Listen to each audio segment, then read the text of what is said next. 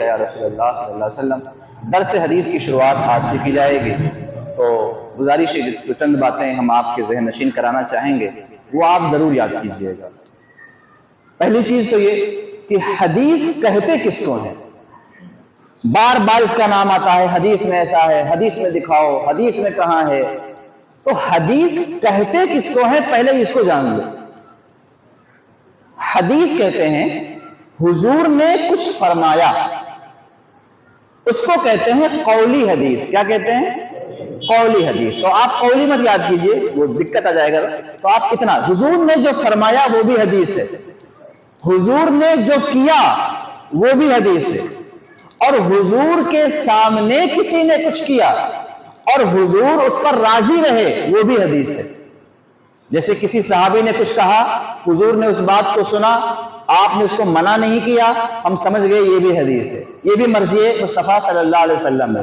صحابی نے کوئی کام کیا، حضور نے اس کام کو دیکھا، سنا، آپ نے منع نہیں کیا، ہم سمجھ گئے رسول اللہ کی رضا اس کے اندر ہے، تو اس کو بھی حدیث کہتے ہیں۔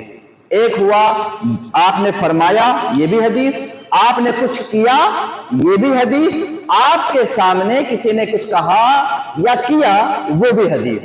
اصطلاح میں جو کہتے ہیں قولی حدیث، فعلی حدیث، تقریری حدیث۔ تو یہ ہو گیا رسول اللہ کے ساتھ جڑی ہوئی تین چیزیں۔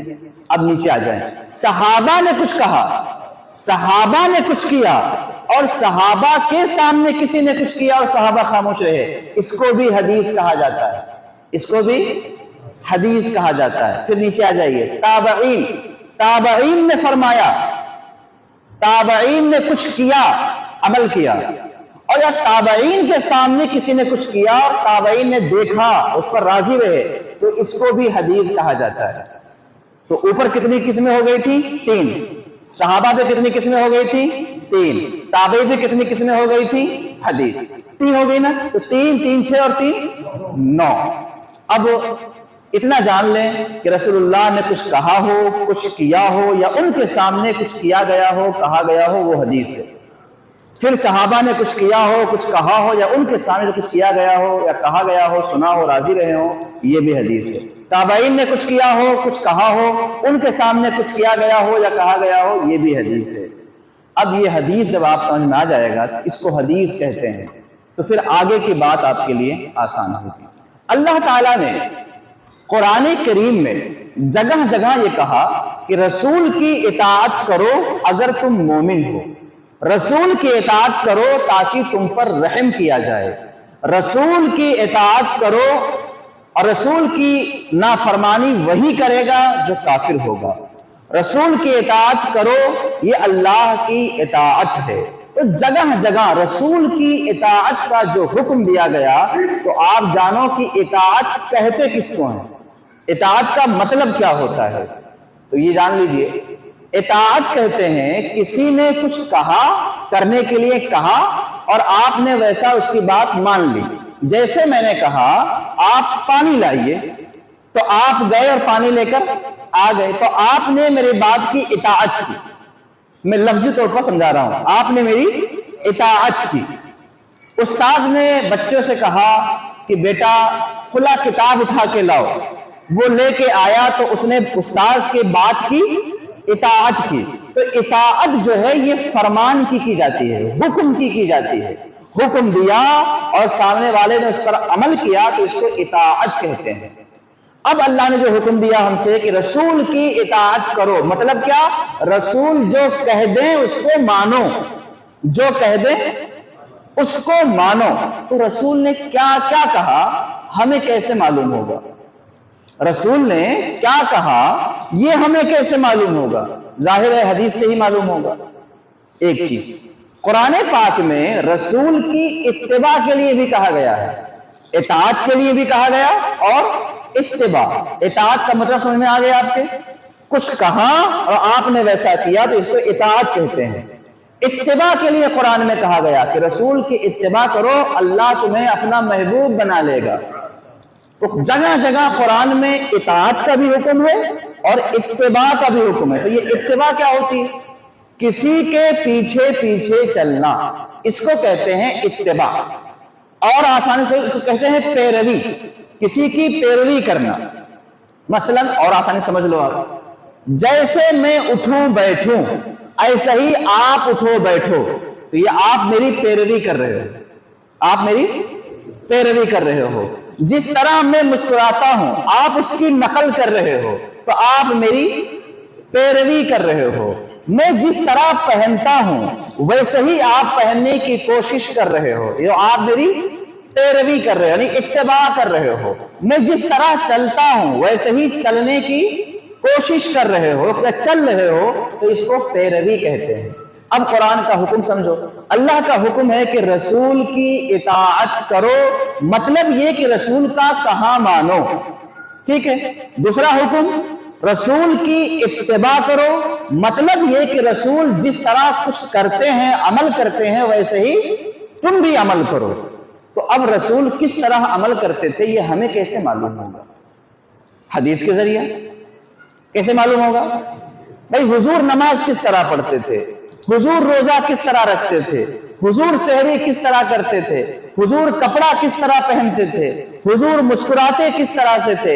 یہ تمام چیزیں جو ہمیں معلوم ہوں گی تو کس طرح معلوم ہوں گی؟ حدیث کے ذریعے. تو معلوم یہ ہوا ہمیں رسول کا کہا بھی ماننا ہے اور رسول جیسا کرتے ہیں ویسا ہمیں کرنے کا اللہ نے حکم دیا ہے. اب یہ دو چیزیں اگر ذہن میں رہیں اور حدیث کی قسمیں ذہن میں رہیں تو آگے جو پورے بیانات ہونے والے ہیں 14 دن تک وہ سارے کے سارے آپ کے ذہن میں اتریں گے، ورنہ بڑی دقت آئے گی اگر یہ بنیادی بات آپ کے ذہن سے نکل جائے گی. یاد رہے رسول نے جو کیا ویسا کرنے کو اتباع، رسول نے جو کہا اس پر عمل کرنے کو اطاعت کہتے ہیں. اچھا اللہ کی اطاعت تو ہو سکتی ہے، اللہ کی اتباع نہیں ہو سکتی. اللہ کی اتباع کیوں؟ کہ اللہ کا حکم کیا ہے یہ تمہیں معلوم ہو سکتا ہے، مگر اللہ کرتا کیسا ہے یہ کیسے معلوم ہوگا؟ تو ہمیں اس کا کرنا معلوم ہے، تو لہٰذا اس کی پیروی. اسی لیے قرآن میں کہیں نہیں ملے گا کہ اللہ کی پیروی کرو، یہ ملے گا کہ اللہ کی اطاعت کرو، رسول کی اطاعت کرو. اور اتباع کی جب بات آئے گی تو کہا جائے گا مسلمانوں کی اتباع کرو، نبی کی اتباع کرو. تو اتباع اور اطاعت ذہن میں بٹھائیں اور پھر آگے کے جو درس ہوں گے وہ آپ کے لیے نفع بخش ہوں گے. صحابی کس کو کہتے ہیں؟ آپ سب بولے. جس نے حضور کو دیکھا ایمان کے ساتھ اور انتقال ہوا ایمان پر، وہ صحابی ہے. اب اس میں تھوڑا سا اور کھول کر بتا دوں، جس نے حضور کو حضور کی ظاہری حالت میں ایمان کے ساتھ دیکھا اور دنیا سے اس کا انتقال ایمان کے ساتھ ہوا تو وہ صحابی ہے. جیسے ہم لوگ ہیں، ہمارے آقا کرم فرما دیں اور حضور تشریف لے آئیں اور ہم لوگ جاگتے ہوئے بھی اگر دیکھ رہے تو بھی صحابی نہیں، اس لیے کہ ہم حضور کے زمانے میں نہیں ہیں. تو یہ بھی ضروری ہے کہ حضور کی ظاہری زندگی جس نے دیکھا ہو، اگر حضور کی ظاہری زندگی کے بعد کوئی دیکھے 1000 بار دیکھے وہ صحابی نہیں ہو سکتا. جاگتے ہوئے دیکھے یا خواب میں دیکھے صحابی نہیں ہو سکتا. صحابی ہونے کے لیے حضور کے ظاہری زندگی میں حضور کو دیکھنا، پھر دیکھنے والے کے اندر کیا ہونا چاہیے؟ مومن ہونا چاہیے. اگر وہ دیکھنے والا مومن ہی نہیں ہے، ایمان والا ہی نہیں ہے تو وہ صحابی. ارے بھائی دیکھا تو ابو جہل نے بھی ہے، دیکھا تو ابو لہب نے بھی ہے، دیکھا تو کفاران مکہ نے بھی ہے. تو صرف دیکھنے سے صحابی نہیں ہوگا، ایمان ہونا، ایمان کے ساتھ حضور کو دیکھا اور پھر دیکھا ہی نہیں، ایمان کے ساتھ دنیا سے گیا. اگر ایسا ہوا کہ دیکھا جب ایمان والا تھا بعد میں ایمان سے پھر گیا، مرتد ہو گیا، تو پھر وہ صحابی نہیں ہے. کیونکہ بہت سے لوگ ایسے بھی ہوئے تھے کہ جو بعد میں مرتد ہو گئے تھے، ایمان سے پھر گئے تھے. حضور کے انتقال کے بعد ایک بہت بڑی جماعت پھر گئی تھی، یعنی مرتد ہو گئی تھی. اور وہ کس طرح مرتد ہوئی؟ اس نے یہ کہا معاذ اللہ زکوٰۃ دینے سے انکار کر دیا اور زکوٰۃ کی فرضیت کے بھی وہ منکر ہوئے. ان لوگوں سے صدیق اکبر نے جنگ کی تھی تو یہ لوگ مرتد ہوئے. کچھ اور لوگ تھے جو مسیلمہ کذاب کے ساتھ مل گئے تھے. مسیلمہ کذاب جو تھا اس نے نبی ہونے کا دعویٰ کر دیا اور ایک بہت تقریباً 20-22 ہزار لوگ اس کے ساتھ جڑ گئے. تو اس میں کچھ ایسے بھی لوگ تھے اب وہ پھر گئے اسلام سے. تو جب پھر گئے تو وہ صحابی نہیں رہے. تو صحابی کہتے ہیں ایمان کے ساتھ حضور کو ظاہری زندگی میں دیکھا اور ایمان کے ساتھ دنیا سے گیا وہ صحابی. پھر نیچے آئے تابعی. تابعی کیوں کہتے ہیں؟ جس نے صحابی کو دیکھا ہو. وہی قانون ہے، ایمان کے ساتھ دیکھا اور دنیا سے ایمان کے ساتھ گیا وہ تابعی ہے. میرے آقا محمد رسول اللہ صلی اللہ علیہ وسلم نے پیارے پیارے صحابہ کے بارے میں جو فرمایا وہ بالکل واضح ہے کہ جس نے میرے صحابہ کو دیکھا اس پر جہنم کی آگ حرام ہے. اول تو فرمایا جس نے مجھے دیکھا اس پر جہنم کی آگ حرام ہے. تو دیکھا کس نے؟ صحابہ نے. تو گویا صحابہ پر جہنم کی آگ حرام ہے. پھر فرمایا جس نے میرے دیکھنے والوں کو دیکھا یعنی صحابہ کو دیکھا اس پر بھی جہنم کی آگ. تو گویا تابعین پر بھی جہنم کی آگ حرام ہے.